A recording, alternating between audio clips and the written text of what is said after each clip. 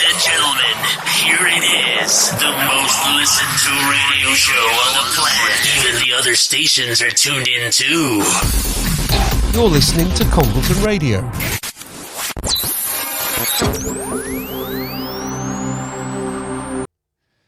Now we've got Samantha from the Save Danes Moss campaign with us today. How are you, Samantha? You all right? Yeah, I'm very well, thank you. Are you? Not so bad. Now, I believe you've got some updates for us. Well, I can let you know how the campaign is going. Unfortunately, I suspect there's not been too much of a change since you last heard from us.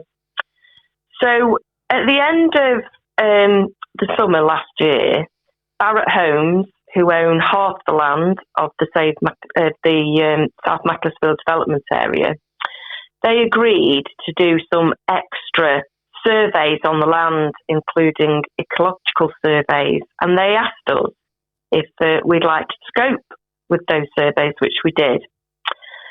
They were completed towards the end of last year, and they contacted us to say that they wanted to invite us to a workshop to discuss the results. Then that was put off, and it was put off. We were finally told that it would be in December, and it hasn't happened as yet. So we're just really waiting to hear. So we're in a bit of a hiatus at the moment. We don't believe that Cheshire East Council will take any action until Barrett Homes have sort of said what they're planning on doing with the land. So everybody is just waiting at the moment. So like you say, it's playing a waiting game, but you're not giving up.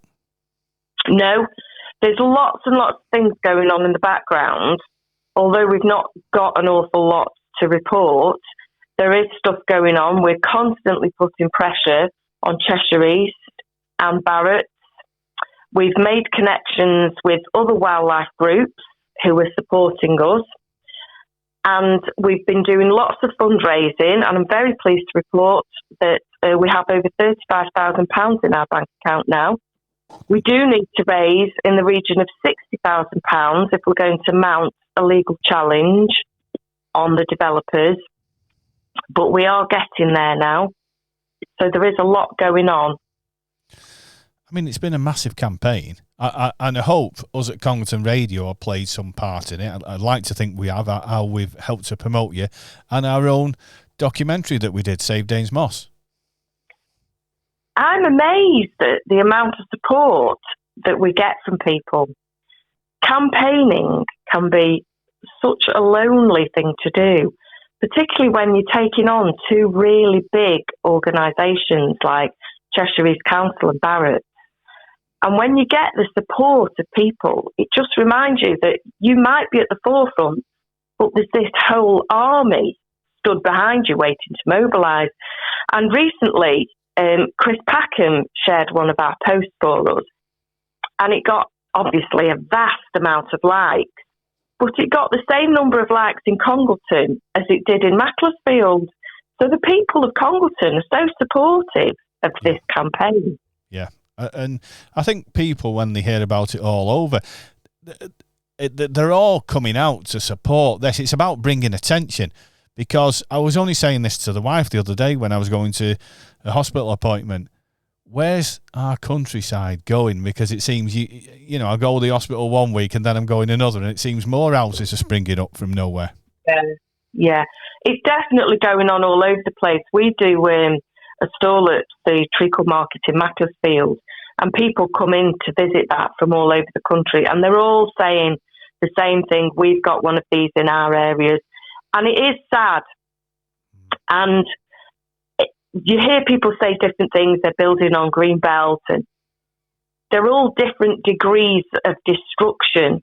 So, you know, losing a beautiful view because it's farm fields is not great.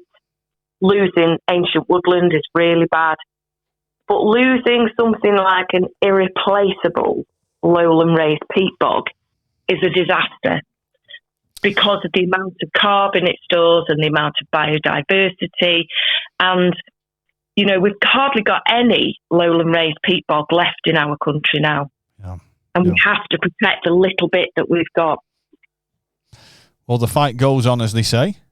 And it does go on, yes.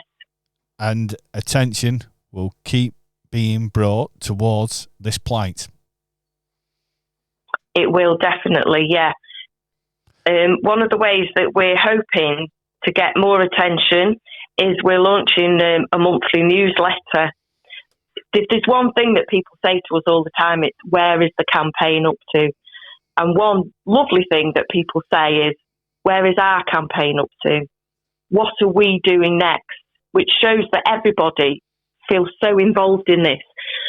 And so what we thought we would do is create an email database so that just once a month we can send out an update to people so they can keep up with what's going on with the campaign, because we do realise that we've not really done anything of great significance within the campaign. There's not really been much headway made. So we want to keep people involved to show that there is stuff going on and there is still lots of stuff they can be doing, even though no decisions have been made yet. So if people want to sign up to this monthly newsletter, if they can email savedainsmoss@protonmail.com and include their name and just say they'd like to be signed up to the monthly newsletter, we will not be bombarding you with updates. It's just once a month, and we won't be sharing your details with anybody else, and all your information will be stored securely. I mean, I think it is important that we're having this conversation and we keep having this conversation, because if we don't use things like the radio, if we don't use social media, if we don't use the newspapers and TV to talk about it with our friends, neighbours, anybody, if we don't mention how we're upset and we think this shouldn't be happening, it will just happen. Absolutely, it will just happen. When you scratch the surface of some of these developments, you realise that there's some quite distasteful things going on in politics, in the world of development, and the people that are developing or trying to develop on Danes Moss, they don't live in Macclesfield, they don't live in Congleton. They don't mind what happens in our area because it doesn't affect them in the slightest on a day-to-day basis. It's our children that are not going to be able to go to these wild spaces. It's us that are never going to see a willow tit in our local area again. Yeah. It's our area that's going to be put at risk of flooding. So, we have to shout up these areas, because if we don't, who else will? If we don't protect the willow tit and the dingy skipper and those 62 endangered species that live on Danes Moss, who else is going to do it? So it's up to us to have these conversations and to get the information from each other, particularly that information of what can we do to help, and for us to join together and say to these huge organisations, no, we're not going to stand for this in our area. And the thing is, even though we might think we're doing it at a local level, it does get picked up by national news organisations. I was reading on MSN News, and they were talking about it. There was a little piece about it. About Danes Moss? About Danes Moss, about how people in Macclesfield were fed up, and it was just this little piece on it in MSN News. Notice it when you turn the computer on, and you think, it's amazing how other news agencies will pick things up. Just from us talking here now, just from us sharing things on the internet, just from you releasing a press release that we might share, or you put on your own, it just carries on and carries on. And the more noise there is, the more attention it brings, and the more questions are asked, and the more people have to think about what they're doing. It's scrutiny, because some of these big organisations like Cheshire East, like Barrett's, other home developers, political institutions, they all put out this rhetoric of looking after the environment, and yet what they're saying doesn't match what they're doing. And it is people like us who can scrutinise them and hold them to account. And we've been really lucky. Since Chris Packham started backing our campaign, it really projected it onto a more national scale. And since then, we've been fortunate enough to be helped by many high profile conservationists and naturalists. And the scrutiny that they bring with them really puts pressure on people like Barrett's and Cheshire East to do what they say their policies are going to do, and to make sure that there's nowhere for them to hide and sneak in things. Because that's one thing that we do on our campaign. We scrutinise the planning applications all the time, and we scrutinise the information that comes out on Danes Moss and the South Macclesfield development area. And if any of it is not accurate, we immediately challenge them and put in freedom of information requests to get to the truth. Now, if anybody wants to get in touch with you and see some updates, where can they go? So we've got our website, which is www.savedanesmoss.com, and everything on there tells you how you can get involved. There's updates on there all the time. We do blogs on there, and joining up to the newsletter is one of the easiest ways to keep in touch and find out what's going on with the campaign. Thanks a lot for talking to us today on Congleton Radio. We will. Can I just mention an event that we've got coming up? Oh, of course you can. So on the 16th of March, which is a Saturday, we've got an event called The Race to Save the Willow Tit and Danes Moss.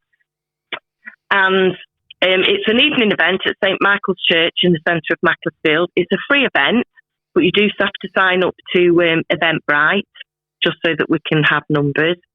And we've got Steve Eli coming, who is a poet and a novelist. We've got Lawrence Rose, who's an author, a conservationist, and he's former RSPP director for Northern England. We've got Dr. Mark Champion from Cheshire Wildlife Trust, who's an expert in willow tit ecology and conservation. And the whole evening is going to be compared by Mark Cocker, who is an award-winning author and naturalist. So in this evening, we're going to talk about the willow tit on Danes Moss, the rest of the country and how many willow tits there are, the precarious situation that they're in at the moment, and how that symbolises the issues that are going on at Danes Moss as well. So if people would like to come along and learn about the willow tit and the ecology and more about Danes Moss, everybody would be very welcome to come along to St Michael's on the 16th of March. Well, that's fantastic. And thanks for taking the time to talk to us today and let us know all these details.